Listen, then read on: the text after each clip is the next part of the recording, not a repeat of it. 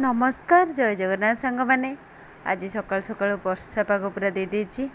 देखु सबुआड़े के मेघ घोड़े रखी सकाल समय ए जाए किसी काम आरंभ होनी खाली चा कपे करके पीची। चा पी सारा पर ब्रेकफास्ट बनैली। ब्रेकफास्ट रे मु आज सिमय कली।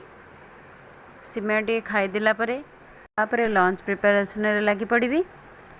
मझे मुझे छेनापोली खाईदेली। तापर देखंतु मोर लंच भी प्रस्तुत हो गला। आज लंच रे मोर भात डालमा आलू पोटल कांकण भजा एतिकी बास मु करी। आज पीसीटी खराब हो जाता से आम मार्केट आसीचु पीसी सजाड़ापा। पीसीटी को सजाड़ी फेरवा पर मुझे राति खाइबा बनैली। राति खाइबार मोर माछ और रुटी करी तरकारी करी।